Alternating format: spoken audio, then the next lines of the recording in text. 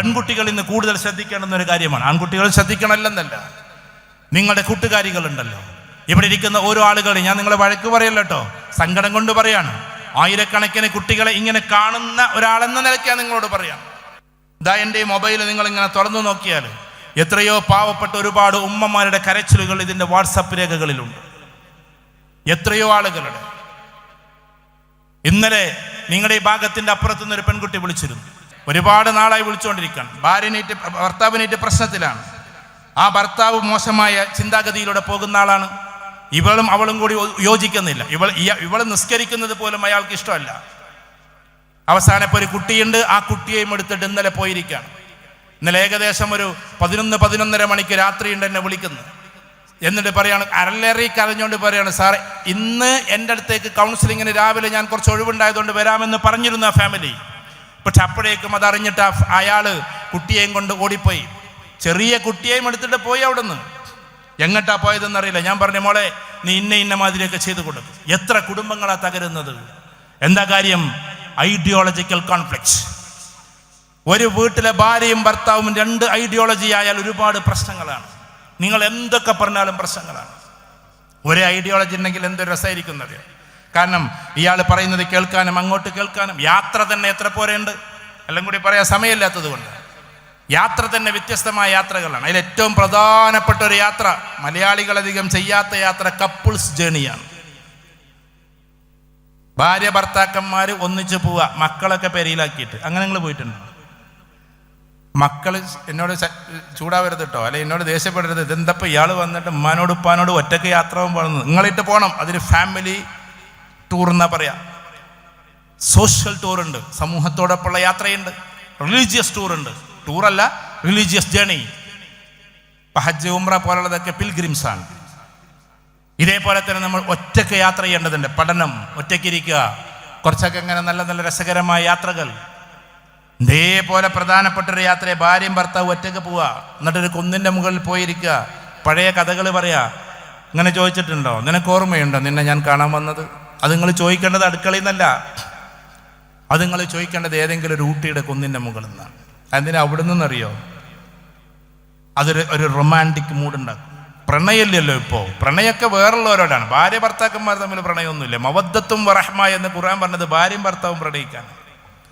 Hi എന്ന് പറയുന്ന message നമ്മൾ ഒരുപാട് വിട്ടിട്ടുണ്ടാവും. ഇതുവരെ ഭർത്താവിന് വിട്ടിട്ടുണ്ടാവില്ല. ഞാനൊരു ഉദാഹരണം പറഞ്ഞതാണ്. അപ്പോൾ ഒറ്റയ്ക്ക് യാത്രയുണ്ട്. റസൂലുള്ളാഹി സ്വല്ലല്ലാഹു അലൈഹി വസല്ലം ഒറ്റയ്ക്ക് യാത്ര പോയിരുന്നു. ഇതിനൊക്കെ പിമ്പലങ്ങളുണ്ട്. എന്നിട്ട് ഓട്ട മത്സരം നടത്തിയിരുന്നു. ആയിഷ ബീവി ചോദിക്കുകയാണ്, നമ്മൾ ഓട്ട മത്സരം നടത്തല്ലേ എന്ന്. എന്ത് രസമുള്ളൊരു ജീവിതമാണെന്ന് ആലോചിച്ച് വയ്ക്കട്ടെ. റസൂലുള്ളാഹി പറയണം ആയിക്കോട്ടെ ഓടാന്ന്. എന്നിട്ട് എല്ലായിടത്തേക്കും നോക്കുകയാണ്, ഇതൊരു വലിയ കാഴ്ചക്കാരെങ്കിലും ഉണ്ടോന്ന്. ഇല്ല എന്ന് ഉറപ്പ് വരുത്തിയപ്പോൾ മെല്ലെ ഓടി. ആദ്യത്തെ തവണ റസൂലുള്ളാഹി സ്വല്ലല്ലാഹു അലൈഹി വസല്ലം ജയിച്ചു. അതങ്ങനെയാണല്ലോ പിന്നെ ഉണ്ടാവുക. കരുത്തിൻ്റെ ഏറ്റവും വലിയ പരിഭാഷ, അല്ലെങ്കിൽ ഏറ്റവും വലിയ കരുത്തിൻ്റെ കരുത്താണ് റസൂലുള്ളാഹി സ്വല്ലല്ലാഹു അലൈഹി വസല്ലം. രണ്ടാമത്തെ തവണ യുവതിയായിട്ട് പോലും രണ്ടാമത്തെ തവണ റസൂലുള്ളാഹി സ്വല്ലല്ലാഹു അലൈഹി വസല്ലം തോറ്റുകൊടുത്തു ആയിഷ ബീവിക്ക്. ഭാര്യമാർക്ക് തോറ്റു കൊടുക്കണം ചിലപ്പോഴൊക്കെ. എപ്പോഴും ഭർത്താവ് ജയിക്കണം എന്ന് വിചാരിച്ചിരിക്കരുത്. തോറ്റുകൊടുത്തു ഓട്ടത്തിൽ. ആയിഷ ബീവി റളിയല്ലാഹു തആല അൻഹ ഓടുകയാണ്. ഇത് എപ്പോഴാ പറഞ്ഞതെന്നറിയോ? റസൂലുള്ളാഹിയുടെ വഫാത്തിന് ശേഷം മകൾ ആയിഷ റളിയല്ലാഹു തആലയോട് പറയാണ്, മോളെ എനിക്ക് വേണ്ടി നിന്റെ ഉപ്പ റസൂലുള്ളാഹി സ്വല്ലല്ലാഹു അലൈഹി വസല്ലം തോറ്റു തന്നു എന്ന്. എന്ത് സുന്ദരമായൊരു ജീവിതമാണ്, എത്ര സൗന്ദര്യമുള്ള ഒരു ജീവിതമാണ്. നമ്മളത് ചെയ്യാറുണ്ടോ? എവിടെയെങ്കിലും പോയിട്ടൊരു ഓട്ട മത്സരം നടത്തുക, എന്നിട്ട് ഭാര്യയ്ക്ക് തോറ്റുകൊടുക്കുക എന്നുള്ള പരിപാടിയേ ഇല്ല. അവരും കൂടി ഉണ്ടായതുകൊണ്ട് ഞാൻ അധികം പറയുന്നില്ല. നമുക്ക് എപ്പോഴും ജയിക്കണം എന്നാണ് തോന്നുക. മോശമല്ലേ, ഞാൻ ഇന്നെ വജ്ജാട്ട ഉള്ളാക്കാൻ്റെ പേരക്കുട്ടിയല്ലേ എന്നുള്ള മട്ടിലാണ് നമ്മളൊക്കെ ഇങ്ങനെ നടക്കുന്നത്. അവിടെ നമ്മളെ സംബന്ധിച്ചിടത്തോളം തോറ്റുകൊടുക്കണം. ഭാര്യമാർക്ക് തോറ്റുകൊടുക്കുമ്പോൾ ഭയങ്കര രസമായിരിക്കും. ആ തോൽവിക്ക് ഭയങ്കര മാധുര്യം ഉണ്ടാവും. ഇത് പ്രസംഗിക്കാനുള്ളതല്ല കേട്ടോ, അങ്ങനെ പ്രവർത്തിക്കും കൂടി വേണം. ഇതിപ്പോൾ നാളെ ഇപ്പം എൻ്റെ ഭാര്യയും കേൾക്കും ഈ പ്രസംഗമൊക്കെ. അപ്പോൾ ഞാൻ പറഞ്ഞെന്താണെന്ന് വെച്ചാൽ, ഇടയ്ക്ക് തോറ്റുകൊടുക്കണം. ചിലപ്പോൾ അവളേക്കാൾ കൂടുതൽ ശബ്ദം നമുക്കുണ്ടാകാം. ആ ശബ്ദം എല്ലായിടത്തും ഉപയോഗിക്കാനുള്ളതല്ല. അവളേക്കാൾ കൂടുതൽ ഭാഷ ഒരു പക്ഷേ നമുക്കറിയാമായിരിക്കാം. ആ എല്ലാ ഭാഷയും അവരുടെ മുമ്പിൽ വിളമ്പാനുള്ളതല്ല. നമ്മുടെ മക്കളുടെ മുമ്പിൽ ഇങ്ങനെ ബലം പിടിച്ച് നടക്കാനുള്ള പിതാവിൻ്റെ പേരല്ല പിതാവ്. മക്കളുടെ മുമ്പിൽ ഫ്ലെക്സിബിളായി നിന്നു കൊടുക്കണം. നമ്മൾ ഭയങ്കര ദീനിൻ്റെ ആളാണെന്ന് വിചാരിച്ചിട്ട് ഇങ്ങനെ നിന്നിട്ട് മകൻ വരുമ്പോഴേക്ക് അങ്ങോട്ട് എടുത്താന്ന് അതല്ല. വളരെ രസകരമായി അവനൊരു വ്യക്തിത്വമാണ്. മോനെ വാ എന്ന് പറഞ്ഞ് മക്കൾക്ക് ഉമ്മ കൊടുത്ത് മക്കളെ കൂടെ കൂട്ടി ഏറ്റവും ഇളയ മോനെ ഏത് ഹോട്ടലാണോ പറഞ്ഞത് അതിന് സെലക്ട് ചെയ്ത് അങ്ങനെയൊക്കെയാണ്. ചെറിയ കുട്ടികളായിരിക്കും ചിലപ്പോൾ ഹോട്ടലിൻ്റെ പേര് അറിയാം. ഇല്ലെങ്കിൽ എന്താ പ്രശ്നം ഉണ്ടാകുക എന്നറിയോ? മൂത്ത മക്കൾക്കും വേണ്ടി നമ്മളൊന്ന് സെലക്ട് ചെയ്ത് കഴിഞ്ഞാൽ ആ ഭക്ഷണം കഴിച്ച് വരുന്നവരെ ചെറിയ കുട്ടി തെറ്റിയിരിക്കും.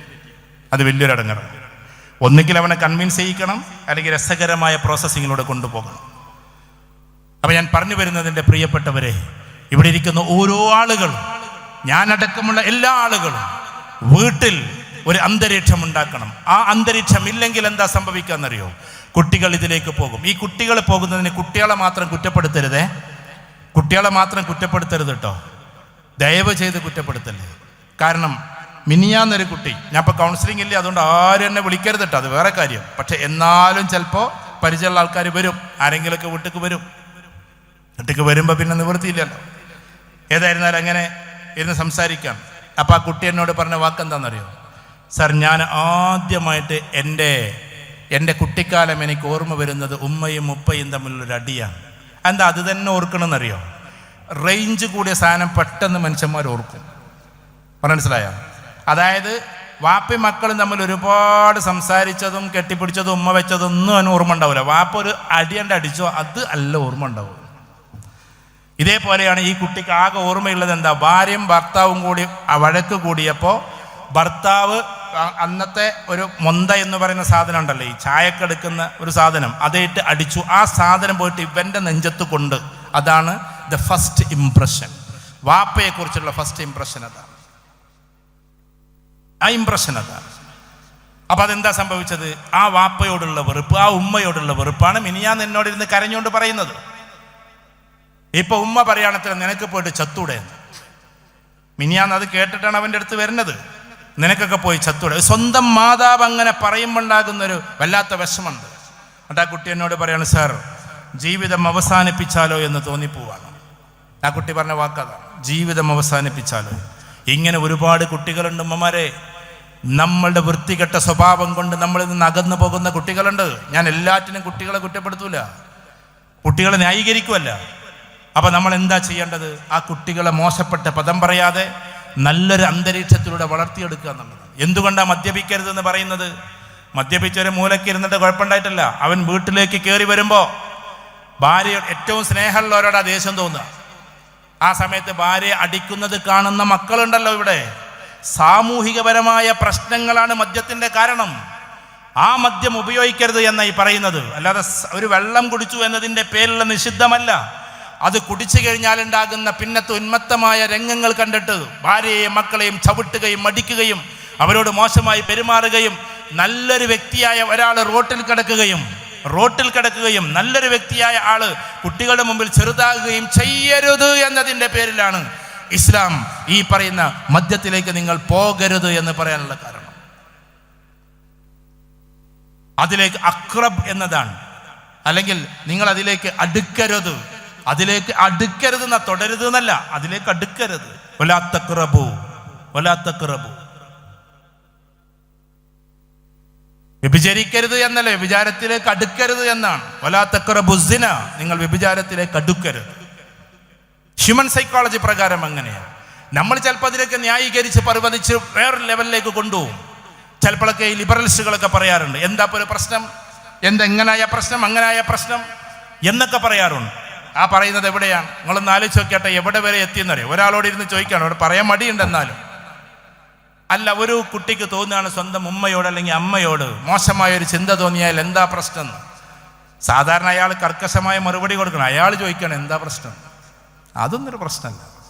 അങ്ങനെ രണ്ടാൾക്കും തോന്നിക്കഴിഞ്ഞാൽ പിന്നെ എന്തോ ആവാമല്ലോ, പ്രശ്നം എന്താന്ന്. എന്നിട്ട് അയാൾ എന്നെ ചോദിക്കുകയാണ് ഖുർആനിൽ എന്താ ഇത്ര നല്ല കാര്യമുള്ളത്? ഇങ്ങനെ ആളുകൾക്ക് ഒന്നും ഖുർആനിൽ കാണാൻ പറ്റില്ല. പിന്നെന്താ ഖുർആനിൽ നല്ലതെങ്ങനെ ആൾ കാണുക? അപ്പം അതുകൊണ്ട് അത്തരത്തിലുള്ള ആളുകൾ നമ്മൾ വേറെ ലെവലിലേക്ക് കൊണ്ടുപോകുന്നു. വ്യക്തിയുടെ പേരൊന്നും ഞാൻ പറയുന്നില്ല, ആരാന്നൊക്കെ നിങ്ങൾക്ക് അറിയാലോ. ഇത്ര മോശമായ രംഗത്തിലൂടെ കടന്നു പോവാണ്. നിയോ ലിബറലിസ്റ്റുകൾ എവിടെ എത്തിയെന്നറിയോ? ഞാൻ അവരെ അധിക്ഷേപിച്ച് പറയല്ല, പക്ഷെ നമ്മുടെ സംസ്കാരത്തെ എവിടെ കൊണ്ടെത്തിച്ചു എന്നറിയോ? 5 ഭാര്യമാരും 5 ഭർത്താക്കന്മാരും യാത്ര പോകുന്നു. കീ എന്നിട്ട് എവിടെ വെക്കുന്നു? പിന്നെ ടേബിളിൽ വെക്കുന്നു. എന്നിട്ട് കണ്ണ് കെട്ടുന്നു. കണ്ണ് കെട്ടിയിട്ട് ആ കീ പോയി എടുക്കുന്നു. ആരുടെ കീ ആണോ എടുത്തത് അവിടെയും പെണ്ണ് തന്നെയാണ് ഏറ്റവും മോശമാത്ത ജീവിതത്തിലേക്ക് പോണത്. ഇത് കേരളത്തിൽ സംഭവിച്ചതാണ്. എന്നിട്ട് അതിലേക്ക് പോവാണ്. ഈ ഒരു അരാജകത്വം എങ്ങനെയാണ് കടന്നു വന്നത്? അപ്പൊ നമുക്ക് തോന്നും ഇതൊക്കെ ഇവിടെ പറയേണ്ട കാര്യമുണ്ടോന്ന്. ഇതെല്ലാം കുട്ടികൾ അറിയുന്നുണ്ട്, എല്ലാവരും അറിയുന്നുണ്ട്. എന്നിട്ടും അതിലേക്ക് കുട്ടികൾ നടന്നു പോവാണ്. അതുകൊണ്ട് എൻ്റെ പ്രിയപ്പെട്ടവരോട്, നമ്മുടെ ജീവിത ശൈലി വേറൊന്നാണ്, നമ്മുടെ ജീവിത രേഖകൾ വേറൊന്നാണ്. നമ്മുടെ ശൈലി എന്ന് പറയുന്നത് നമ്മൾ ഏറ്റെടുത്ത് നമ്മുടെ ജീവിതത്തിൽ പദ്ധതിയായി കൊണ്ട് നടക്കേണ്ടതാണ്. ഈ പറയുന്ന ഇതൊക്കെ ഉപയോഗിച്ചാലുള്ള പ്രശ്നം എന്താണെന്നറിയോ? നീ പറയാം, വളരെ ശ്രദ്ധിച്ച് കേൾക്കണം എൻ്റെ പ്രിയപ്പെട്ട കുട്ടികൾ. ഞാൻ നിങ്ങളോടൊപ്പമാണ്. നിങ്ങളെപ്പോലെയുള്ള കുട്ടികളെ കാണുന്ന ഒരാളാണ്, അതുകൊണ്ട് പറയാം. ഇത് ഉപയോഗിച്ചാലുള്ള പ്രശ്നം പറയാം. 4 ഘട്ടങ്ങളാണ് ഇതിനുള്ളത്. ഏതുപയോഗിച്ചാൽ? ഈ പറയുന്ന MDMA, ഈ പറയുന്ന LSD പോലുള്ളത് ഉപയോഗിച്ചാൽ 4 ഘട്ടങ്ങളിലൂടെ നിങ്ങൾ കടന്നു പോകും. ഏറ്റവും ചുരുങ്ങിയത് ഘട്ടങ്ങൾ ഒരുപാടുണ്ട്, ഇവിടെ 4 പറയാം. 1, നിങ്ങൾ ടോളറൻസ് എന്ന് പറയുന്നതിലൂടെ കടന്നു പോകും. എന്താ ടോളറൻസ് എന്ന് പറഞ്ഞിട്ടുണ്ടെങ്കിൽ, ഒന്ന് ഉപയോഗിച്ച് അതിൻ്റെ മുകളിലേക്ക് ഉപയോഗിച്ച് എല്ലാറ്റിനോടും ടോളറേറ്റ് ചെയ്ത് പോകുന്നതാണ് ടോളറൻസ്. ആദ്യം ചിലപ്പോൾ നിങ്ങൾ തുടങ്ങുന്നത് കഞ്ചാവിൽ നിന്നാകാം, അത് പിന്നെ LSDയിലേക്കാവും, പിന്നെ MDMAയിലേക്കാകാം. ചിലപ്പോൾ ഒരു ബ്രാൻഡ് തന്നെ ആയിരിക്കും ആദ്യം തന്നെ നിങ്ങൾ തുടങ്ങുക. പല വേർഷൻസ് ഉണ്ട്. ഇപ്പൊ കുട്ടികളൊക്കെ കൂടുതൽ MDMA ഇങ്ങനെ തേടി നടക്കുക. ഞാനതിനെ പരിചയപ്പെടുത്തല്ല. ഇപ്പം എല്ലാ പത്രങ്ങളിലും മീഡിയകളിലും എല്ലാ വാട്സപ്പിലൊക്കെ വരുന്നത് കൊണ്ട് ഇപ്പോൾ തുറന്നു പറഞ്ഞുകൊണ്ട് കുഴപ്പമൊന്നുമില്ല. അത് ഉപയോഗിച്ചാൽ എന്ത് സംഭവിക്കുന്നറിയോ? അത് ഉപയോഗിച്ച് കഴിഞ്ഞാൽ ഒരു സൈക്കോളജിസ്റ്റ് എന്ന നിലയ്ക്ക് ഞാൻ നിങ്ങളോട് പറയാണ്, അത് ഉപയോഗിച്ച് കഴിഞ്ഞാലുള്ള പ്രശ്നം അടുത്ത ഘട്ടത്തിലേക്ക് പോകുക. അതിന് സാലിയൻസ് എന്നാ പറയാ. അവിടെ ഒരു ടീം മുമ്പിലുണ്ട്. സാലിയൻസ് എന്ന് പറഞ്ഞാൽ എന്താണെന്നറിയോ? സാലിയൻസ് എന്ന് പറഞ്ഞാൽ പിന്നെ അത് ഉപയോഗിക്കാതെ ജീവിതമില്ല എന്നൊരവസ്ഥയിലേക്ക് കടന്നു പോകും. ഈ ഒരു കുടുംബത്തോട് കമ്മിറ്റ്മെന്റ് ഇല്ലാത്ത, കുടുംബത്തിലേക്ക് തിരിച്ചു പോകാത്ത, രാത്രിയിൽ നിന്നിട്ട് നേരം പുലരുവോളം വയലിൻ വായിച്ച് കഴിയുന്ന ആളുകളാണ് ഇതൊക്കെ ഉപയോഗിക്കുന്നത്. അല്ലാതെ നല്ല രീതിയിൽ കുടുംബത്തിൽ ജീവിക്കുന്ന ആൾക്കാർ, നല്ല മാന്യമായി നടക്കുന്നവരല്ല. അവര് വേറൊരു ഉന്മാദത്തിലൂടെ കടന്നു പോകുന്നു. എന്നിട്ട് തോണിയിലേറിയിട്ട് പുഴയിലൂടെ കടന്നു പോകുന്നു. തെംസ് നദി ക്രോസ് ചെയ്യാൻ ശ്രമിക്കുന്നു. അതിലടുക്ക് അഡ്വഞ്ചറസ് ചെയ്തിട്ട് അവർ ആത്മഹത്യ ചെയ്യുന്നു. ഈ ഒരു മേഖലയിലൂടെ കടന്നു പോകുന്നത് ഇതിന് സാലിയൻസ് എന്നാ പറയാ. എന്താ സാലിയൻസ് എന്ന് പറഞ്ഞാൽ ഇത് ഉപയോഗിക്കാതെ നിവൃത്തിയില്ല എന്ന ഒരു ലോകത്തിലേക്ക് കടന്നു പോകലാണ്. ഇത് ഉപയോഗിക്കാതെ ഒരു നിവൃത്തിയുമില്ല. പിന്നെ അവൻ വിറക്കാൻ തുടങ്ങും. നിങ്ങൾ ഇതിൽ എത്ര പേരുണ്ട്? ജസ്റ്റ് ഒന്ന് കൈപ്പൊക്കോ. ഡി അഡിക്ഷൻ സെന്റർ കണ്ടവരൊന്ന് കൈപ്പൊക്കോ. Please raise the hands. ശരിക്കും അതിൻ്റെ ഇൻഡെപ്ത് നിങ്ങൾ പോയി കാണണം. എൻ്റെ പ്രിയപ്പെട്ട കുട്ടികളെ ഒരിക്കലെങ്കിലും കൊണ്ടുപോയി കാണിക്കണം എന്നാണ് ഞാൻ പറയാം. എന്താ കഥ? കിടന്ന് അലമുറയിട്ട് കരയുന്ന കുട്ടികളെ കാണാം, ഓടി നടക്കുന്ന മക്കളെ കാണാം. എങ്ങനെ ഒരു തരം ഭ്രാന്ത് പോലെ. പിന്നെയോ മുടി ഇങ്ങനെ പറിച്ചിട്ട് സ്വന്തം മാതാവിനെ കണ്ടാൽ വളരെ പുലഭ്യം പറഞ്ഞ് വധിക്കാൻ വേണ്ടി ചെന്ന് വാപ്പനെമ്മനെയും കണ്ടാൽ പിന്നെ അവൻ കൊല്ലാനാ പോവുക. ആ ഒരു രീതിയിലാണ് ഡി അഡിക്ഷൻ സെന്ററിലെ എക്സ്ട്രീം ലെവലിലെ കുട്ടികൾ നടക്കുന്നത്. ഇപ്പൊ ഇത്രയും വലിയ സദസ്സിലാകെ 2 പേരെ കൈപൊക്കിയുള്ളൂ. നമ്മളത് കാണാത്തത് കൊണ്ടാണ്. നമ്മൾ ഈ ഡി അഡിക്ഷൻ സെന്ററിലേക്കൊക്കെ അയക്കുന്ന കുട്ടികളെ എക്സ്ട്രീം ലെവലിൽ പോയാലേ അയക്കൂ. ആദ്യം കൗൺസിലിംഗ് ചെയ്യാൻ പറ്റുമോ നോക്കും. കൗൺസിലേഴ്സ് തന്നെ തെറാപ്പി ചെയ്യുന്നവരാണെങ്കിൽ വിടാൻ പറ്റുമോ നോക്കും. തെറാപ്പി ചെയ്തിട്ട് പിന്നെ ആ കുട്ടിക്ക് മാറുന്നില്ലെങ്കിൽ മെഡിക്കേഷൻ അഥവാ മരുന്ന് കൊടുക്കാൻ നോക്കും, സൈക്കാട്രി ലെവലിലേക്ക് കൊണ്ടുപോയിട്ട്. എന്നിട്ട് മാറുന്നില്ലെങ്കിൽ ഡി അഡിക്ഷൻ സെന്റർ. 4ാമത്തെ പ്രോസസ്സിംഗ് ആണ് ഡി അഡിക്ഷൻ സെന്റർ. കാരണം എന്താണെന്നറിയോ? ഡി അഡിക്ഷൻ സെന്ററിലെ കുട്ടികളെ കണ്ട ഇവൻ തന്നെ ചിലപ്പം പൊട്ടിത്തെറിച്ചു. കാരണം അങ്ങനത്തെ ആളുകളാണ്. നിങ്ങൾ കണ്ടിട്ടുണ്ടാവുമല്ലോ, പട്ടാമ്പിക്കപ്പുറത്തുള്ള ഒരു കുട്ടിയുടെ വീഡിയോ ഇപ്പോഴും യൂട്യൂബിലുണ്ട്. അവൻ LSD ഉപയോഗിച്ചതും MDMA ഉപയോഗിച്ചതുമായി ബന്ധപ്പെട്ടിട്ട് എന്നിട്ട് അവൻ പറയുന്നുണ്ട്. മാധ്യമത്തിന്റെ പത്രമല്ല, മീഡിയ വണ്ണാണ് അദ്ദേഹത്തിന് ഇന്റർവ്യൂ ചെയ്യുന്നത്. മീഡിയ വണ്ണിന് ഇന്റർവ്യൂ ആണ്. എന്നിട്ട് പറയും, ആ കുട്ടി അവസാനം പറഞ്ഞ വാക്കുണ്ട്. ആ കുട്ടി അവസാനം പറഞ്ഞത്, ഞാൻ ഈ പാറപ്പുറത്തുനിന്ന് 3-4 തവണ ചാടാൻ ശ്രമിച്ചിട്ടുണ്ട്. ഞാൻ ജയിലിൽ പോയ സമയം, ഇപ്പോഴും നിങ്ങൾക്ക് യൂട്യൂബിൽ കാണാം അത്. അഥവാ ഞാൻ ജയിലിൽ പോയ സമയത്ത് എൻ്റെ അപ്പുറത്തെ റൂമിൽ കിടന്നത് സ്വന്തം ജ്യേഷ്ഠൻ അടിച്ചു കൊന്ന ആളാണ്. ഇപ്പുറത്താകട്ടെ സ്വന്തം ബാപ്പയുടെ നെഞ്ചിലേക്ക് കത്തി കയറ്റിയ ആളാണ്. ഇതിൻ്റെ ഇടയിൽ കിടന്നിട്ട് ഞാനാകെ വല്ലാണ്ട് വിഷമപ്പെട്ടു. ഞാനും എൻ്റെ പിതാവിനെ വധിക്കുക, മാതാവിനെ വധിക്കുക എന്നാണ് നിങ്ങൾ വിചാരിക്കേണ്ടത്. എന്താ അതെന്നെ പോണെന്ന്? ഏറ്റവും പ്രിയപ്പെട്ടവരോട് ദേഷ്യം തോന്നും. ഓക്സിറ്റോസിൻ, ഡോപ്പമിൻ എന്ന് പറയുന്ന നമുക്ക് കിട്ടേണ്ടുന്ന നമ്മുടെ ഒരുപാട് കാര്യങ്ങളുണ്ട് സന്തോഷത്തിന് വേണ്ടിയിട്ടുള്ള. അതിൽ ഒന്ന് പ്രധാനപ്പെട്ടത് ബ്രെയിനിന് കിട്ടേണ്ട ഡോപ്പമിനാണ്. നമ്മുടെ ഭയങ്കര മനസ്സിൻ്റെ എൻജോയ്മെൻ്റ് ആയിട്ടുള്ള ഓക്സിറ്റോസിനാണ്. ഇതൊക്കെ നമുക്ക് കിട്ടേണ്ടതാണ്. ആ കിട്ടേണ്ട സാധനം കിട്ടൽ എത്രയെന്നറിയോ നിങ്ങൾ? 100, 200, 300 എന്നൊക്കെ പറഞ്ഞിട്ടാണ് കിട്ടുക. മാക്സിമം നമുക്ക് കിട്ടല്. ഉദാഹരണത്തിന് നമ്മളിപ്പോൾ ഗൾഫിൽ നിന്ന് വരികയാണ്, 2 കൊല്ലം കഴിഞ്ഞിട്ട് വരികയാണ്. അപ്പൊ എന്നും വീട്ടിൽ നിന്നിട്ട് മകന് ഉമ്മ കൊടുക്കുന്ന പോലെ ആകൂല അതിൻ്റെ ഓക്സിറ്റോസിൻ കുറച്ച് കൂടും. കാരണം മകൻ കാത്തിരിക്കും, വാപ്പയെ കാണുമ്പോഴേക്ക് അല്ലെങ്കിൽ അച്ഛനെ കാണുമ്പോഴേക്ക് ഓടി ചെന്ന് കെട്ടിപ്പിടിക്കും, ചിലപ്പോൾ ഒന്ന് കരഞ്ഞെന്നിരിക്കും, കുറേ നാളായിട്ട് കാണാൻ പറ്റതിൻ്റെ ആ സങ്കടം അവൻ പ്രകടിപ്പിക്കും. എന്നിട്ട് കൊടുക്കുന്ന മുത്തത്തിന് സാധാരണ വീട്ടിൽ കഴിയുന്ന ഒരു പിതാവിൻ്റെ മുത്തത്തിനേക്കാൾ ആഴമുണ്ടാകും. കാരണം ഓക്സിറ്റോസിൻ്റെ ലെവല് മാറും, ഡോപ്പമിൻ്റെ ലെവല് മാറും. എന്നാൽ ഈ മയക്കുമരുന്ന് അടിക്കുന്നവർക്ക് എത്ര ഉണ്ടാവുകയെന്നറിയാം നിങ്ങൾ? അതാ പ്രശ്നം. ഈ പറയുന്ന ഈ സാധനങ്ങൾ അങ്ങോട്ട് കേട്ടിക്കഴിഞ്ഞാൽ പിന്നെ മനുഷ്യന്റെ നിലവാരത്തിന്റെ അപ്പുറത്തേക്ക് കയറിയിട്ട് ഒരു ഉന്മാദത്തിലേക്ക് പോവാൻ 1000, 2000, 20,000, 30,000 ഒക്കെ അടിച്ചങ്ങോട്ട് കയറ്റാണ്. എന്നിട്ട് ഇവന് സ്വന്തം ബാപ്പയെ കണ്ടാൽ, ഉമ്മയെ കണ്ടാൽ, അല്ലെങ്കിൽ അച്ഛനെ കണ്ടാൽ കിട്ടേണ്ടുന്നൊരു സന്തോഷം ഉണ്ടല്ലോ, ആ സന്തോഷത്തേക്കാൾ വലിയൊരു സന്തോഷം കിട്ടുന്നത് കൊണ്ട് പിന്നെ വാപ്പയെ കാണുമ്പോൾ എന്താകും? ഭയങ്കര ദേഷ്യം വരും. ഇതാണ് അതിൻ്റെ സൈക്കോളജി. ഞാൻ പറഞ്ഞത് വളരെ ശ്രദ്ധിച്ചു. ഞാൻ ഇതിൻ്റെ ഒരു ആർട്ടിക്കിൾ തന്നെ രസകരമായിട്ട് നമ്മളെ കയ്യിലുണ്ടത്. നിങ്ങൾക്ക് വേണമെങ്കിൽ അത് ഇതിൻ്റെ കമ്മിറ്റിക്കാർക്കോ മറ്റോ അത് പാസ് ചെയ്ത് കൊടുക്കാം. എന്ന് പറഞ്ഞാൽ ഒന്നും കൂടി പറയാം, ഇത്രയേ ഉള്ളൂ. നമ്മൾ ഈ പറയുന്ന സാധനം ഉമ്മയെ കാണുമ്പോൾ, അപ്പോൾ ഉമ്മയെ കാണുമ്പോൾ നമുക്ക് വലിയ സന്തോഷമാണ്. എനിക്ക് ഉമ്മയെ പറ്റി പറയുമ്പോഴേക്ക് ചിലപ്പോൾ കരച്ചിൽ വരും. കാരണം എന്താണെന്ന് വെച്ചാൽ എൻ്റെ ഉമ്മ മരിച്ചു പോയിട്ട് 10-15 കൊല്ലമായി. പ്രസംഗമൊക്കെ കഴിഞ്ഞിട്ട് വരുമ്പോൾ ഈ എവിടെ എന്നടാ ഇത്രയും നേരം എത്ര വൈകിയെന്ന് ചോദിക്കും. എന്നിട്ട് ആദ്യം നടത്തേണ്ട അടുക്കളയിലേക്ക് ഈ വല്ലതും കഴിച്ചിക്കണടാന്ന് ചോദിച്ചിട്ട് ആ ചോദ്യം ചോദിക്കാൻ ഇന്ന് ആരുമില്ല എന്നുള്ളതാണ്. കുട്ടിക്കാലത്ത് കോളേജിലേക്കൊക്കെ സ്കൂളിലേക്ക് കോളേജിലേക്കൊക്കെ പോകുമ്പോൾ പി ജിക്കൊക്കെ പോകുമ്പോൾ നമുക്ക് 22-23 വയസ്സല്ലേ? ആ വയസ്സുള്ള സമയത്ത് എന്നാടാ എനിക്കൊരു ജോലിയാവുക എന്നതൊരു വല്ലാത്തൊരു ചോദ്യമാണ്. എന്നാടാ എനിക്കൊരു ജോലിയാവുക? സ്നേഹത്തിൽ പൊതിഞ്ഞ വല്ലാത്തൊരു ചോദ്യമാണ്. എനിക്ക് 15 വയസ്സ് വരെ ഉമ്മ ചോറ് വാരി തന്നിട്ടുണ്ട്. അതൊക്കെ ആയിരിക്കും എൻ്റെ സങ്കടത്തിൻ്റെ കുറച്ച് പ്രശ്നം. ജ്യേഷ്ഠനും ഞാനും പെങ്ങളൊക്കെ പാടുണ്ടാകുമ്പോൾ സ്കൂളിലേക്കൊക്കെ പോകുമ്പോൾ 10ാം ക്ലാസ്സിലുള്ളപ്പോൾ വരെ ചോറ് വാരി തന്നിട്ടുണ്ട്. ഇപ്പം ഞാൻ പറഞ്ഞു വരുന്നത് ഉമ്മ. അപ്പം ഉമ്മയെ കാണുമ്പോൾ, ഉമ്മയെ ഓർക്കുമ്പോൾ, അങ്ങനെ ഒന്നും എടുത്തു വെക്കണം നല്ലതൊന്നുമല്ല. എന്നാലും എൻ്റെ ഉമ്മയുടെ അന്ന് മരണസമയത്തൊക്കെ ഉപയോഗിച്ചിരുന്ന വസ്ത്രങ്ങൾ അതൊക്കെ ഒഴിവാക്കണം എന്നാണ്. പക്ഷെ ഞാനൊരു ഭാഗത്ത് അങ്ങനെ വെറുതെ ഇങ്ങനെ ഒരു ഓർമ്മ പോലെ വെച്ചിട്ടുണ്ട്. അതൊരു രസകരമാണ്. ആദ്യമായിട്ട് പൈസ തന്നിട്ട് ബുക്ക് വാങ്ങാൻ തന്നിട്ട് അന്ന് ഞാൻ വാങ്ങിയ ബുക്കിൽ ഒക്കെ ഉമ്മ എന്ന് എഴുതിയിട്ട് ഞാൻ എൻ്റെ സിഗ്നേച്ചർ എഴുതി വെച്ചിട്ടുണ്ട്. ഉമ്മയോടുള്ള നമ്മളൊരു ബന്ധം അതാണ്. ഇതേപോലെ ഉപ്പയോടും. അപ്പോൾ ഉപ്പയെ കാണുമ്പോൾ, ഉമ്മയെ കാണുമ്പോൾ നമുക്കൊരു സന്തോഷം ഉണ്ടാവും. ഇതങ്ങോട്ട് അടിച്ചു കഴിഞ്ഞാൽ പിന്നെ ഞാൻ പറഞ്ഞല്ലോ, മുഖ്യമന്ത്രിനെ പിടിച്ചിട്ട് വാർഡ് മെമ്പർ ആക്കിയ മാതിരി ആ വാർഡ് മെമ്പർ ആകുമ്പോൾ ഒരു ദേഷ്യം ഉണ്ടല്ലോ ഒരാൾക്ക്, അതേപോലെ ഉമ്മനെ കാണുമ്പോൾ പിന്നെ ദേഷ്യം വരികയാണ്. കാരണം പിന്നെ സന്തോഷം തീരെ തോന്നുന്നില്ല. അപ്പോൾ ഉമ്മ ഉപ്പ എന്ന് പറഞ്ഞാൽ ഒരു എതിരാളിയായിട്ട് മാറുകയാണ്. അതുകൊണ്ടല്ലേ ഇതടിക്കുന്ന ആൾക്കാർ ഏറ്റവും കൂടുതൽ കൊന്നത് ആരെയാണ്? നാട്ടുകാരല്ല. ഏറ്റവും കൂടുതൽ കൊന്നത് സ്വന്തം മാതാവിനെയും പിതാവിനെയും അനിയൻ ജ്യേഷ്ഠനെയാണ്. കാരണം എന്തെന്ന് വെച്ചിട്ടുണ്ടെങ്കിൽ ഇത് ഉപയോഗിക്കുന്ന ആളുകളുടെ ഏറ്റവും വലിയ മിത്രങ്ങൾ ശത്രുവാകും, ശത്രുക്കൾ ഒരു പക്ഷേ മിത്രങ്ങളുമാകും. നന്നായിട്ട് സംസാരിക്കുന്ന കുട്ടി എന്താകും? ചിലപ്പോൾ ഒന്ന് ഇല്ലാതെയായി പോകും, അഥവാ ഇൻട്രോവേർട്ട് ആകും. നന്നായിട്ട് ഇങ്ങനെ ഒളിഞ്ഞു നിന്ന് കഴിഞ്ഞിരുന്ന കുട്ടി ചിലപ്പോൾ ഭയങ്കര വയലൻ്റായിട്ട് സംസാരിക്കാൻ തുടങ്ങും. ഇതൊക്കെ കുട്ടികളുടെ ഓരോ പ്രകൃതങ്ങളാണ്. ഈ സാലിയൻസിലേക്ക് കയറിയാൽ എൻ്റെ പ്രിയപ്പെട്ട കുട്ടികൾ, ഇവിടെ ഇരിക്കുന്ന മക്കളോട് പറയാണ്, പിന്നെ ജീവിതത്തിലേക്ക് നമുക്ക് തിരിച്ചു വരാൻ കുറച്ച് പ്രയാസമാണ് കേട്ടോ. അത് കഴിഞ്ഞാൽ പിന്നെ വിഡ്രോവൽ സിൻഡ്രോമാണ്. വിഡ്രോവൽ സിൻഡ്രോം എന്ന് പറഞ്ഞിട്ടുണ്ടെങ്കിൽ പിന്നെ അതിൽ നിന്ന് പിന്മാറ്റാൻ ശ്രമിച്ചാൽ പോലും ആ സമയത്ത് നിങ്ങൾ നോക്കിക്കോ, ഒരു പക്ഷേ ഈ പറയുന്ന ഡി അഡിക്ഷൻ സെന്ററിൽ ഒന്ന് ശ്രദ്ധ തെറ്റിയാൽ കുട്ടികൾ ഇത് ചെയ്യാൻ തുടങ്ങാറുണ്ട്.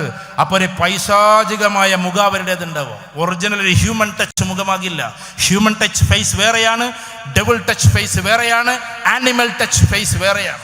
മൂന്നാണ് സൈക്കോളജി. ആനിമൽ ടച്ച് എന്ന് പറഞ്ഞാൽ സ്വന്തം രഹസ്യമായിട്ട് തെറ്റ് ചെയ്യും, അതിലേക്ക് ആരെയും പ്രേരിപ്പിക്കൊന്നുമില്ല, ആരെയും ദൈവത്തൊന്നും ചെയ്യില്ല, തെറ്റ് ചെയ്ത് അങ്ങനെ പോകുന്ന കുറേ ആൾക്കാരുണ്ട് രഹസ്യമായിട്ട്. എന്നാൽ വേറെ കുറേ കൂട്ടരുണ്ട്, അതെന്താണ്? അവർ തെറ്റ് ചെയ്യുകയും ചെയ്യും, പരമാവധി ആൾക്കാരെ പ്രേരിപ്പിക്കുകയും ചെയ്യും, ആ തെറ്റിനെ ന്യായീകരിക്കുകയും ചെയ്യും. എന്താ ഇപ്പൊ ഒന്ന് കുടിച്ചാൽ, എടാ ഇപ്പൊ MDMA എല്ലായിടത്തുള്ളത്, എന്താ അതൊന്ന് കഴിച്ചാൽ, ഇതിങ്ങനെ ചോദിച്ച് ആളുകൾ അതിലേക്കാക്കും. അത് ആനിമൽ ടച്ച് അല്ല, അത് ഡബിൾ ടച്ച് ആണ്. അതുകൊണ്ടാണ് വിശുദ്ധ ഖുർആൻ പറഞ്ഞത് ഉലൈക കൽ അൻആം ബൽ ഹും അളൽ. അതിൻ്റെ അർത്ഥം ഇതുവരെ ഒട്ടുമിക്ക ആളുകൾക്കും മനസ്സിലായിട്ടുണ്ടാവില്ല. അവർ മൃഗങ്ങളെ പോലെയാണ്, അല്ല അതിനേക്കാൾ അതപ്പതിച്ചവരാണ്. സൈക്കോളജി നമ്മൾ പഠിക്കുമ്പോൾ വ്യത്യസ്തമായ വേർഷനുകളിൽ അതിൽ ഹ്യൂമൻ ടച്ച് അഥവാ മനുഷ്യന്റെ ടച്ചുള്ള ആളുകളുണ്ട്, ആനിമൽ ടച്ച് മൃഗങ്ങളുടെ ടച്ചുള്ള ആളുകളുണ്ട്, ഡബിൾ ടച്ച് പിശാചിനെ പോലെയുള്ള ആളുകളുണ്ട്. ആ പിശാചിനെ പോലെയുള്ള ആളുകളുടെ പ്രത്യേകത സ്വന്തം തെറ്റ് ചെയ്യും, ആ തെറ്റിനെ ന്യായീകരിക്കും, അതിലേക്ക് ആളുകളെ കൂട്ടും, എന്നിട്ട് അതിനെങ്ങനെ ന്യായീകരിച്ച് പരസ്യമായി ചെയ്തുകൊണ്ടേയിരിക്കും. അവൻ്റെ പേരാണ് ഡബിൾ ടച്ച്. അവൻ പൈശാചികമായി പോകുന്ന ആളാണ്. ഇതൊന്നും വെറുതെ പറയുന്നതല്ല.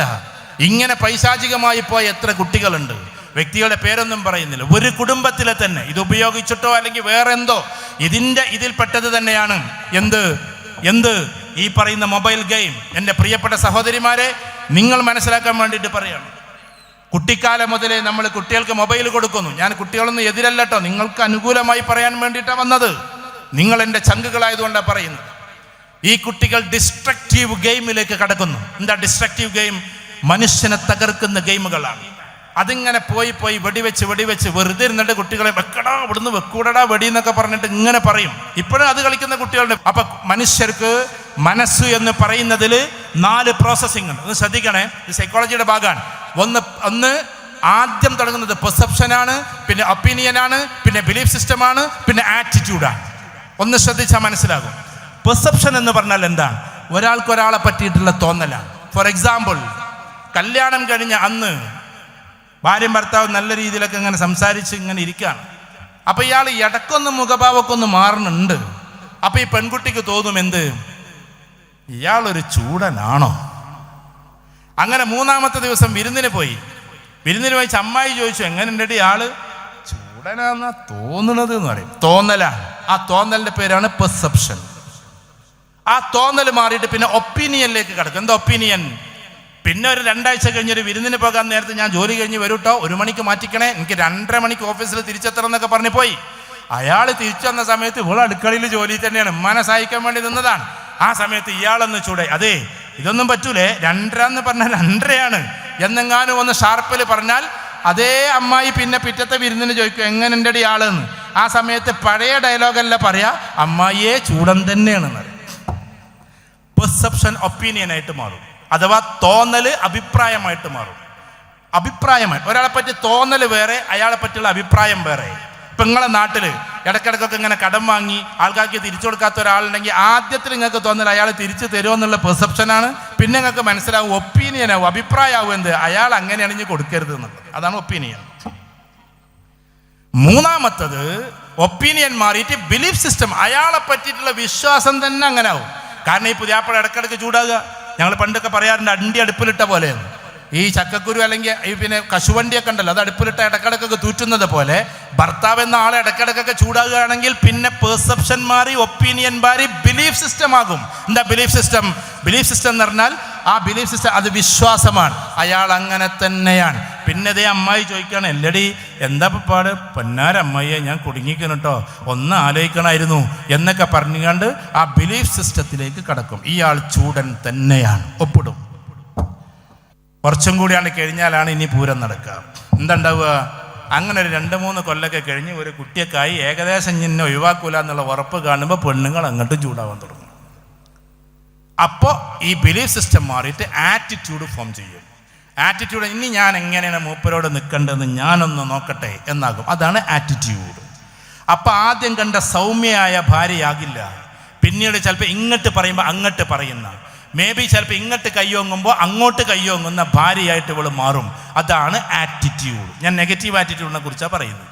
ഇതേപോലെ തന്നെ പോസിറ്റീവ് ആറ്റിറ്റ്യൂഡും. ഒരു കമ്പനിയിൽ ഒരാൾ കയറി, ആ കമ്പനി നല്ല ആളാണ് അതിൻ്റെ ഓണർ, അത് പെർസെപ്ഷനാണ്. അയാൾ നല്ല ആളാണെന്നുള്ളത് ഒപ്പീനിയനാണ്. പിന്നെ അത് മാറ്റിയിട്ട് അയാളെ പറ്റി നല്ലൊരു വിശ്വാസമായി. പിന്നെ അയാൾക്ക് വേണ്ടിയിട്ട് തന്നെ, ആ കമ്പനിക്ക് വേണ്ടിയിട്ട് ഫുള്ള് ജീവിതം കൊടുത്ത് ഭയങ്കരമായി ആറ്റിറ്റ്യൂഡ് തന്നെ ചേഞ്ച് ആവും. ആ മനുഷ്യൻ്റെ കമ്പനി വളർത്താൻ വേണ്ടിയിട്ട്. ഇത് പോസിറ്റീവ് ഉണ്ട്, നെഗറ്റീവ് ഉണ്ട്. ഇനി ഞാൻ ഇതിലേക്ക് വരാം. അത് കളിക്കുമ്പോൾ നിങ്ങൾ ചെയ്യുന്നത് എന്താ? ഒട്ടുമിക്ക ആൾക്കാരെയും തകർത്ത് വെടിവെച്ച് ഇങ്ങനെ പോവാണ്. വെടിവെച്ച് ഇങ്ങനെ പോയി കഴിഞ്ഞാൽ നിങ്ങളുടെ ഹൃദയം മാറ്റപ്പെടും. എൻ്റെ ഒരു സുഹൃത്തുണ്ട്, ഷെരീഫ് എന്ന് പറയും. അദ്ദേഹം എൻ്റെ കോളേജിൽ അധ്യാപകനായിരുന്നു. നമുക്കൊരു കോളേജ് ഉണ്ട്, അതിൽ അധ്യാപകനായിരുന്നു. വയനാട്ടുകാരനാണ്. അദ്ദേഹം നല്ല സൗമ്യനും ചിരിച്ച് നല്ല ഉഷാറായിട്ട് നടക്കുന്ന ഒരാളായിരുന്നു. പിന്നെ അയാൾ SI ടെസ്റ്റ് എഴുതി. അങ്ങനെ SI ടെസ്റ്റ് എഴുതി SI ആയി, ഇപ്പോൾ ആൾ CI ആയി. എൻ്റെ മേലേക്ക് ഇങ്ങനെ പ്രതീക്ഷ കൊണ്ട് നിൽക്കാൻ DYSP ഒക്കെ ആകാൻ വേണ്ടിയിട്ട്. ഇപ്പോൾ കോട്ടയം ആ ഭാഗത്താണ്. അപ്പം അദ്ദേഹം ഒരിക്കൽ കോളേജിൽ എന്നെ കാണാൻ വേണ്ടി വന്നപ്പോൾ ആ പഴയ ആളെന്നല്ല, പഴയ സൗമ്യനായ ഷെരീഫേ അല്ല. അപ്പം ഞാൻ ചോദിച്ചു, എന്തു പറ്റി ഇങ്ങക്ക് എന്ന്. അപ്പോൾ മൂപ്പര് പറഞ്ഞത്, ട്രെയിനിങ്ങിലൂടെ ഞങ്ങളുടെ ഹൃദയത്തെടുത്ത് അങ്ങോട്ട് മാറ്റി എന്ന് പറഞ്ഞു. പോലീസുകാർക്കുള്ള ട്രെയിനിങ് ഉണ്ടാവുമല്ലോ, ആരോടും വലിയ നല്ല കാരുണ്യമൊക്കെ ഉണ്ടാകും, പക്ഷേ ഹർഷായിട്ടായിരിക്കും പിന്നെയുള്ള പെരുമാറ്റങ്ങൾ.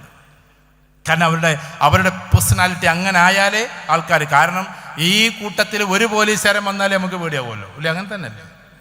അതൊരു രസമാണ്. നിയമപാലകർ അങ്ങനെ ആയിരിക്കണം. കാരണം കുറച്ച് റൂഡായിരിക്കും, ചിലപ്പോൾ കുറച്ച് സോഫ്റ്റ് ആയിരിക്കും, നല്ല പെരുമാറ്റമൊക്കെ ആയിരിക്കും, പക്ഷേ അവർ കുറച്ച് റഫാവും. കാരണം എന്താണെന്നറിയോ? അവരുടെ പേഴ്സണാലിറ്റി അങ്ങനെ ആയി മാറും. ഇതേപോലെ കളിച്ച് നമ്മുടെ മനസ്സ് മാറുന്നത് നമ്മൾ അറിയില്ല. അതുകൊണ്ടാണ് സംഭവിക്കുന്നത് എന്ത്? മാതാവിനോട് കളിച്ചുകൊണ്ടിരിക്കുമ്പോൾ നെറ്റ് തീർന്നുകൊണ്ടാൽ തന്നെ ഉമ്മൻ്റെ അടുത്ത് പോയിട്ട് ഫോൺ വാങ്ങിയപ്പോൾ ഞാൻ ഇപ്പം തരില്ല എന്ന് പറയാ. ആ പാവ ഉമ്മ കിടന്നുറങ്ങുന്നു. അപ്പം അടുക്കളയിൽ പോയിട്ട് കത്തി കൊണ്ട് വന്നിട്ട് കഴുത്തിൽ അങ്ങോട്ട് കുത്തുന്നു. ഈ ഒരു അവസ്ഥ വന്നത് എന്തുകൊണ്ടാണെന്നറിയോ?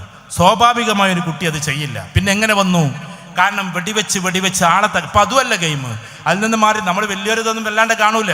എന്താണെന്ന് വെച്ചാൽ കാറിൽ നിന്ന് അയാളെ ഇറക്കിയിട്ട് അയാളെ കുത്തി കൊന്നിട്ട് ആ കാറ് കക്കുന്നു. എന്നിട്ട് ആ കാറ് കത്തെടുത്തിട്ടില്ല. മറ്റേ കുട്ടികളൊക്കെ ഇരുന്ന് ചിരിക്കുന്നുണ്ട്, കാരണം അവർക്ക് അറിയപ്പോൾ എന്തൊക്കെയാണെന്നുള്ളത്. അത് കഴിഞ്ഞിട്ട് ആ കാറും കൊണ്ടുപോയിട്ട് വേറൊരു കാറ്, അപ്പോൾ ഇവിടുന്ന് പൊക്കിയത് ചിലപ്പോൾ മാരുതി കാറാണെങ്കിൽ അപ്പുറത്ത് ടൊയോട്ട ആയിരിക്കും, അപ്പുറത്ത് ബെൻലി ആയിരിക്കും, അപ്പുറത്ത് റോൾസ് റോയ്സ് ആയിരിക്കും. ഇതിങ്ങനെ നേടി പോയിട്ട് അവസാനം ഞാനിങ്ങനെ, എൻ്റെ മോൻ പറയാറുണ്ട്, ഞാനിപ്പോൾ 4 ലക്ഷം റോൾസ് റോയ്സിൻ്റെ ഓണറാന്നൊക്കെ. ഏത് കളി കളിച്ചിട്ടാണെന്ന് നമുക്കറിയില്ല. ഞാൻ പറഞ്ഞു ഇപ്പോൾ ഈ പരിപാടിയെ നിർത്തണം എന്ന് പറഞ്ഞു. അപ്പോൾ ഇവർ കാറ് വാങ്ങലാണ്. അപ്പോൾ ഈ അവൻ നടക്കുന്നത് കൊല്ലലല്ല, അത് വേറൊരു കോയിൻ വെച്ചിട്ടുള്ള എന്തോ ഒരു കളിയാണ്. ഞാൻ പറഞ്ഞാൽ നിർത്തിയേക്കണം തന്നെ നിർത്തിയിട്ടുണ്ട്. ഞാൻ പറയുന്നത് കൊച്ചു കുട്ടികൾ വരെ ഈ ഗെയിമിലൂടെ പോവാൻ, അതിനെ കൺട്രോൾ ചെയ്യാൻ നമ്മളെന്ന രക്ഷിതാക്കൾക്ക് പറ്റണം. ഇല്ലെങ്കിൽ അവരുടെ പ്രകൃതം മാറും. അവർ മാതാവിനെ അടിക്കുന്നത്, മാതാവിനോട് മോശമായി പെരുമാറുന്നത് ഗെയിം കളിച്ചിട്ടല്ല, ആ ഗെയിമിലൂടെ അവൻ ഉണ്ടാക്കിയെടുത്തൊരു മെൻറ്റാലിറ്റിയും കൊണ്ടാണ്. ആ മെൻറ്റാലിറ്റി അവന് വലിയ പ്രശ്നമാണ്. പഠിക്കുന്ന കാലത്ത് നെഗറ്റീവായ കുറേ ആൾക്കാരെ നമ്മൾ കണ്ടിട്ടില്ലേ? അവരിപ്പോഴും പീഡിയക്കൊരായ്മ ഇരുന്ന് നെഗറ്റീവ് പറയുന്നുണ്ടാവും. പണ്ട് നമ്മൾ കോളേജിലേക്ക് പോയിരുന്നത് എന്താ ഇപ്പം ഇങ്ങനെ കോളേജിലേക്ക് പോയിട്ട് എന്ന് പറഞ്ഞ അതേ ആൾ ചിലപ്പോൾ പീഡിയക്കൊലായ്മ എന്നിട്ട് ഓൻ കുറേ കോളേജിൽ പോയി, ഇപ്പം അതോൻ്റെ മക്കൾ കുറേ പോകണം, ഇനി പേരക്കുട്ടികൾ, അയാൾ അതന്നെ പറഞ്ഞിരിക്കുന്നുണ്ടോ? നെഗറ്റീവ് പേഴ്സണാലിറ്റീസ് എന്നും നെഗറ്റീവ് പേഴ്സണാലിറ്റീസാണ്. ഇതേപോലെ ഈ കുട്ടികൾ നെഗറ്റീവ് ഗെയിമുകൾ കളിച്ചാൽ നെഗറ്റീവായി മാറി അവസാനം സ്വന്തം മാതാപിതാക്കൾ. അതുകൊണ്ട് മൊബൈൽ അഡിക്ഷൻ, ഞാൻ പറയുന്നു, ഈ ഡ്രഗ്സ് പോലെ പ്രശ്നമാണ്. ഒന്നും കൂടി ആവർത്തിച്ച് പറയുന്നു, മൊബൈലിലെ നെഗറ്റീവ് ഗെയിമുകളുടെ അഡിക്ഷൻ ഡ്രഗ്സ് പോലെ അപകടമാണ്. എത്രയോ കുട്ടികൾ കൗൺസിലിങ്ങിന് വരുന്ന സമയത്ത് വാപ്പക്ക് 10 ലക്ഷം പോയിട്ടുണ്ടാവും, ഉമ്മക്ക് 10 ലക്ഷം. ഇതൊക്കെ ഒന്ന് നോക്കാനുള്ള അറിവും കൂടി നമുക്ക് വേണ്ടേ? നമ്മളിതൊക്കെ വലിയ കമ്പനികളല്ലേ? ആണ്. പക്ഷേ ക്രെഡിറ്റിന്റെ സിസ്റ്റം വെച്ചിട്ട്, നാണയം വെച്ചിട്ടും അല്ലാതെയും ഇപ്പം അതിൻ്റെ മേലെ ക്രിപ്റ്റോയുടെ കളിയുണ്ട്. ക്രിപ്റ്റോ കളി എന്ന് പറഞ്ഞാൽ ക്രിപ്റ്റോ നാണയം വാങ്ങിയിട്ട് ആ നാണയം ഇങ്ങോട്ടൊക്കെ വെച്ചിട്ട് അവസാനം അതിൻ്റെ പിന്നാലെ പോയിട്ട് ലക്ഷങ്ങൾ കടം വരുന്ന കുട്ടികളുണ്ട്. ഈ കുട്ടികളുടെ വയസ്സ് എത്രയാണെന്നറിയോ? 13, 14. മാതാവിൻ്റെ അല്ലെങ്കിൽ പിതാവിൻ്റെ ഇത് ഉപയോഗിച്ചിട്ട് ക്രെഡിറ്റ് വാങ്ങാൻ. നമ്മൾ ചിലപ്പോൾ ക്രെഡിറ്റ് കാർഡ് ഉപയോഗിച്ചിട്ടുണ്ടാവില്ല. പക്ഷേ ഈ കുട്ടികൾ നോക്കൂ, നിങ്ങൾ 4 കാർഡിൽ പൈസ വാങ്ങിയിട്ട് 4 കാർഡിൽ 36,000 അവിടെ, 56,000 ഇവിടെ, 75,000 ഇവിടെ, 1,05,000 ഇവിടെ എന്ന് പറഞ്ഞിട്ട് കണക്കും കൊണ്ടുവരും. ഏജൻസികളുണ്ട് ഇതിന്. ഇന്നാളൊരു കുട്ടിയെ പിടിച്ചിട്ട് ആ ഏജൻസികൾ പൈസ കൊടുക്കാഞ്ഞാൽ അങ്ങോട്ടാക്കും എന്നൊക്കെ പറഞ്ഞ് എന്തോ മുദ്ര പേപ്പറിൽ ഉമ്മനെ കൊണ്ട് ഒപ്പിടിച്ചിട്ട് അവസാനം അത് വന്നിട്ട് അവരെല്ലാവരും കൂടി എൻ്റെ അടുത്ത് വന്നിരുന്നു, സാർ ഇതിനെന്താ പ്രതിവിധി? ആ കുട്ടി 2.25 ലക്ഷം കടമാണ്. 2.25 ലക്ഷം കടം എന്ന് പറഞ്ഞാൽ 4 ക്രെഡിറ്റ് കാർഡിലൂടെ ഉണ്ടാക്കിയിട്ടുള്ള കടങ്ങൾ. ഡിജിറ്റൽ ക്രെഡിറ്റ് കാർഡ് ഉണ്ട്, ഓൺ ക്രെഡിറ്റ് കാർഡ് ഉണ്ട്. ഡിജിറ്റൽ ക്രെഡിറ്റ് കാർഡ് വേറെയാണ്, മറ്റത് വേറെയാണ്. ഇതിലൂടെ ഒക്കെ ഇത് പോകുന്നുണ്ട്. ഇതിനെപ്പറ്റി നമ്മൾ അറിയണം. പഴയ പോലത്തെ രക്ഷാകർതൃത്വമല്ല സത്യത്തിൽ ഈ കാലഘട്ടത്തിലെ രക്ഷാകർതൃത്വം. പണ്ട് എന്ന് പറഞ്ഞാൽ കുട്ടികൾ മാങ്ങറിയാൻ പോകുന്നുണ്ടോ, അയൽവാസിൻ്റെ വീട്ടിൽ നിന്ന് പിന്നെ എന്തെങ്കിലും കൊണ്ടുവരുന്നുണ്ടോ, അതൊക്കെ നോക്കിയാൽ മതിയായിരുന്നു. ഇന്ന് നിങ്ങൾ ഡിജിറ്റൽ കറൻസിയെക്കുറിച്ച് അറിയണം, ഡിജിറ്റൽ കറൻസിയിലെ ക്രിപ്റ്റോയെക്കുറിച്ച് അറിയണം. ക്രിപ്റ്റോ എന്ന് പറയുന്നതിന് ട്രേഡിങ് നിങ്ങൾ അറിയണം. ഇതിനെക്കുറിച്ചെല്ലാം അറിഞ്ഞാലേ നല്ല ഒരു പാരൻ്റ് ആകൂ. കാരണം ഇവിടുത്തെ 13, 14, 15 വയസ്സായ കുട്ടികൾ ഇല്ലീഗലായിട്ട് ഈ കാര്യങ്ങൾ ചെയ്തുകൊണ്ടിരിക്കുന്നുണ്ട്. ഈ നാട്ടിൽ ഉണ്ടാകാതിരിക്കട്ടെ എന്ന് നമുക്ക് പ്രാർത്ഥിക്കാം. ഇങ്ങനെ ഒരു ഭാഗത്ത് സാമ്പത്തികപരമായി നമ്മൾ തളരുന്നു, ഒരു ഭാഗം ഇതൊക്കെ ഞാൻ എങ്ങനെ അറിയുന്നു എന്നറിയോ? നമ്മളതിൽ റിസർച്ച് ചെയ്തിട്ട് മാത്രമല്ല, കണ്ട കുട്ടികളൊക്കെ നമ്മളടുത്തതിന് വരുമ്പോൾ ഇത് പറഞ്ഞുകൊണ്ടിരിക്കുകയാണ്. എത്രയോ ലക്ഷം. എന്നാൽ കണ്ടില്ലേ 16 ലക്ഷം രൂപ ഒരാൾക്ക് കടം. ഇപ്പൊ ഈ പയ്യൻ എങ്ങനെ വീട്ടിലെ 4 ആളെ കൊന്നതെന്നറിയോ? ഈ 4 ആളെ കൊന്നതിനൊരു കാരണം ഉണ്ടല്ലോ. അവൻ മയക്കുമരുന്ന് അടിച്ചിട്ടില്ല എന്നൊക്കെയാണ് പറഞ്ഞിരുന്നത് പത്രങ്ങൾ. അത് പോട്ടെ, അതില്ലെന്ന് വെക്കാം. നമ്മൾ പറയുന്ന പയ്യനൊരു കുടുംബത്തിലെ 4 ആളെ കൊല്ലാനുള്ള കാരണം കടമാണ്. ഏതിലൂടെയുള്ള കടം? ഈ കറൻസിയിലുള്ള കടം. അതാണ് മെയിൻ റീസൺ. തൻ്റെ ജീവിതം ഇനി പൊങ്ങില്ലെന്നും ഞാൻ ഇപ്പം തന്നെ വാപ്പക്കും എല്ലാവർക്കും ബാധ്യതയായിട്ടുണ്ടെന്നും, എന്നിട്ട് ഈ ഉമ്മ പോലും നോക്കാതെ ലക്ഷക്കണക്കിന് കടങ്ങൾ, നമ്മൾ അവരെ നെഗറ്റീവ് പറയണില്ല, നെഗറ്റീവ് പറഞ്ഞ വേറെ ലോകത്തേക്ക് പോകുമെന്ന് വിചാരിച്ചിട്ടാണ് അങ്ങനെ ഒരു സാമ്പത്തികപരമായ പ്രശ്നങ്ങൾ ഉണ്ടാക്കും. ഇതിനൊക്കെ പരിഹാരം എന്താണ്? നമ്മൾ കുറേ പ്രശ്നങ്ങൾ പറഞ്ഞിട്ട് കാര്യമില്ലല്ലോ. ഇതിനെന്താ പരിഹാരം? ഒന്നാമത്തെ പരിഹാരം നമ്മൾ വിശ്വാസികൾ എന്ന അർത്ഥത്തിൽ വിശ്വാസത്തിലേക്ക് മടങ്ങൽ തന്നെയാണ്. ഞാനത് എന്തെങ്കിലും ക്ലീശേ പറയല്ല.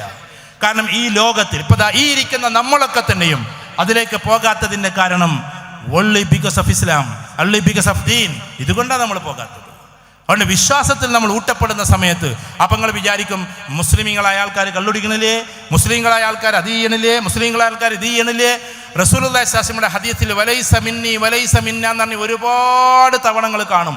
അവൻ എന്നിൽപ്പെട്ടവനല്ല, അവൻ നമ്മിൽപ്പെട്ടവനല്ല എന്ന് പറഞ്ഞതൊക്കെ ഇമ്മാതിരി ആൾക്കാരെ കുറിച്ചിട്ടാണ്. പേര് മുഹമ്മദ് കുട്ടി എന്നും ഇബ്രാഹിം എന്നും യൂനുസ് എന്നും നല്ല രസകരമായിട്ട് ഖുറൈശി എന്നൊക്കെ പേരുണ്ടെന്ന് വിചാരിച്ചിട്ട് നമ്മളത് മുസ്ലിമാണെന്ന് വിചാരിക്കരുത്. കാരണം മുസ്ലിമാകണമെങ്കിൽ ചില ചിട്ടകളുണ്ട്. ആ ചിട്ടകളിൽപ്പെട്ട ഏറ്റവും പ്രധാനപ്പെട്ടത് വിശ്വാസമാണ്. രണ്ടാമത്തത് അവൻ്റെ കർമ്മങ്ങളാണ്. മൂന്നാമത്തത് മുആമലാത്ത്, അഥവാ ആദ്യത്തത് ഈമാനിയാത്ത് വിശ്വാസ പ്രമാണങ്ങൾ, രണ്ടാമത്തത് ഇബാദാത്ത് അത് രണ്ടാമത്തത്, മൂന്നാമത്തത് മുആമലാത്ത് അവൻ്റെ സാമ്പത്തിക രംഗത്തിലെ സൂക്ഷ്മതകളാണ്, മുആശറാത്ത് അവൻ്റെ സാമൂഹിക ജീവിതത്തിലെ സൂക്ഷ്മതയാണ്, അഖ്ലാഖ് പിന്നെ അവൻ്റെ പരിശുദ്ധമായ സ്വഭാവമാണ്.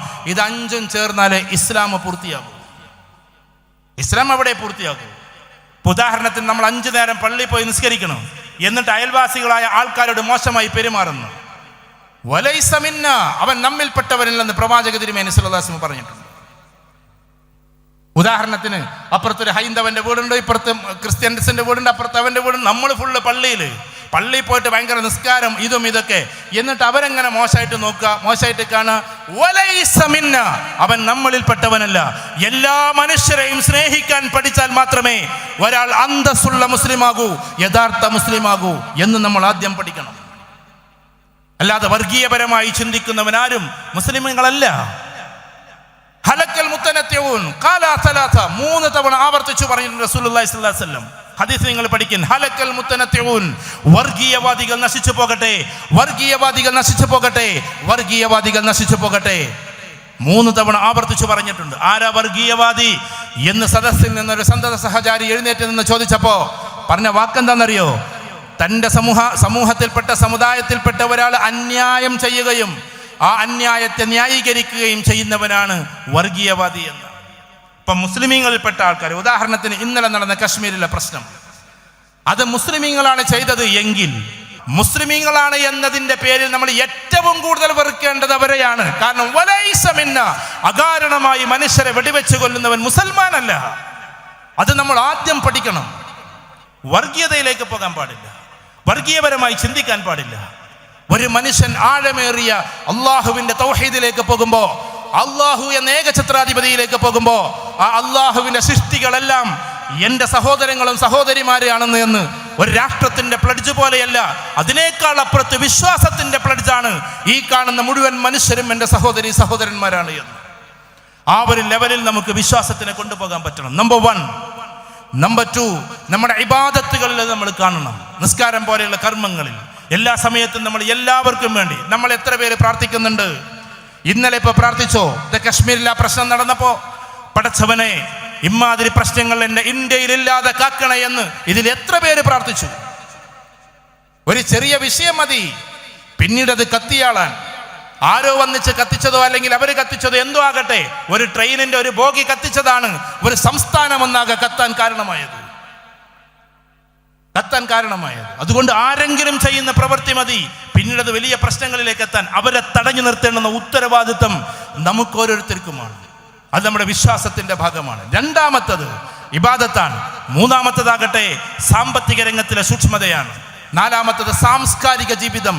ആ സാംസ്കാരിക ജീവിതത്തിൽപ്പെട്ടതാണ് ഞാൻ നേരത്തെ പറഞ്ഞ എല്ലാം. ഇന്ന് 800 കോടി ജനങ്ങൾ ഈ കാണുന്ന ലോകത്തിലുണ്ടെങ്കിൽ ആ 800 കോടി ജനങ്ങളെയും അങ്ങേയറ്റം സ്നേഹിക്കാൻ പഠിക്കുകയും പഠിപ്പിക്കുകയും ചെയ്യലാണ് യഥാർത്ഥ വിശ്വാസം എന്ന് പറഞ്ഞാൽ.